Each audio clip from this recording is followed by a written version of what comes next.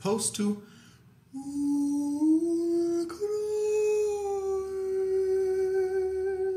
Keep it together.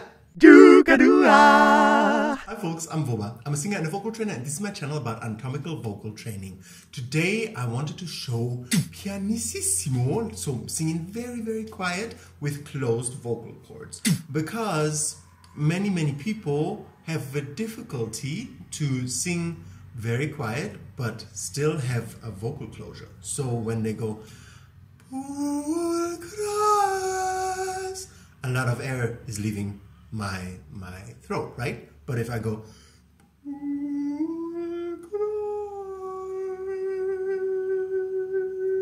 it's super quiet, especially for my voice, because my voice has quite okay dynamics, but it doesn't sound breathy, and that is something that will really help you. Even if, you know, that was like a classical example, I couldn't make it sound more classical, or male classical,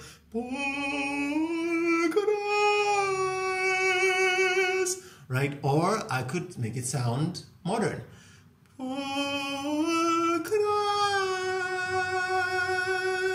or even head voicing modern,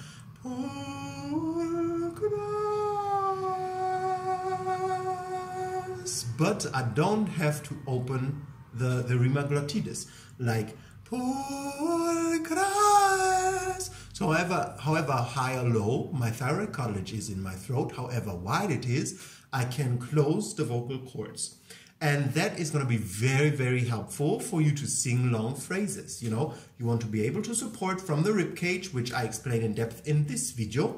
And then you also want to be able to close your vocal cords in a way that A, gives you well, a nice sound if you want that sound, right?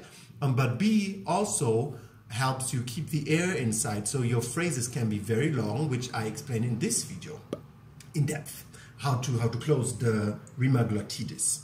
And that is something that you can use everywhere. And this, closing the vocal cords properly in combination with support and holding the air back in the lungs, which I explain in depth in this video, will really make you sing phrases that are longer than you might have thought you could sing them.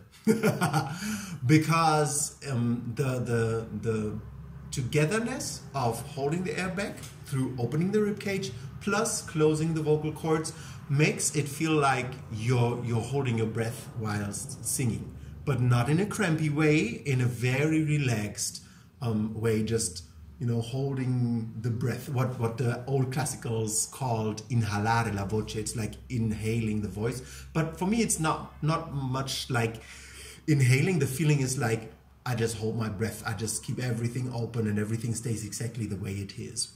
And obviously then it's important to be able to control that. So if I don't want it, if I want to go do do do do do, and I want to use a lot of air, which by the way this was not falsetto, this was head voice right now.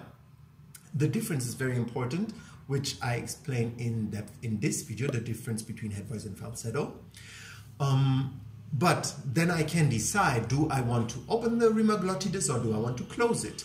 And why the last thing, the do do do do do do, was head voice and not falsetto, I explain in depth in this video.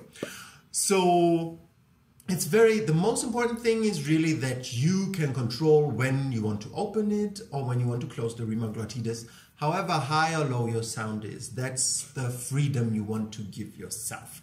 And I hope this inspired you a bit to get this freedom, to achieve more of this freedom, because oh, it's so liberating. It's so liberating when you have the flexibility to move your thyroid cartilage up and down and wide and less wide. And also to have the Rima Glottidis open and close separately. It doesn't matter. I can have a very wide thyroid cartilage and high in my throat. Da, dee, dee, dee, dee.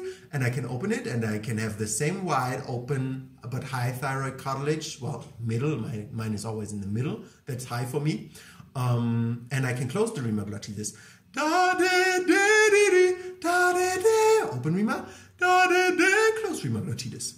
Or I can have a low thyroid cartilage and do the same. Da, dee, dee, dee, dee. closed Rima Glottitis, open. Right? My Rima Glottitis is not dependent on how high or low my thyroid cartilage is. It's not dependent also on how wide or not wide my thyroid cartilage is. I can also have all of these sounds with the not wide thyroid cartilage. Open. Low. Closed. Open. Oh, I had to think a little. I wanted to, not wide thyroid cartilage, but closed and open Rima Glottitis when it's low.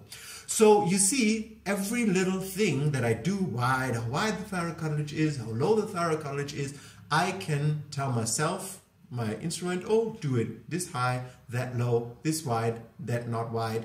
I never say narrow or tight, because that's not what I do. I have it relaxed or wide, but I never put it narrow, the thyroid cartilage, right? But my point is, it doesn't matter how high, low, or wide my thyroid cartilage is, I can decide whether my Rima Glottitis is open or closed. And this is a beautiful freedom that will enrich your voice and make your life as a singer or speaker so much easier. I hope this helps a bit. If it does, please leave me a like in the comments and subscribe to my channel if you want to hear more of this content, and I see you next time. Don't go yet, here's some important information.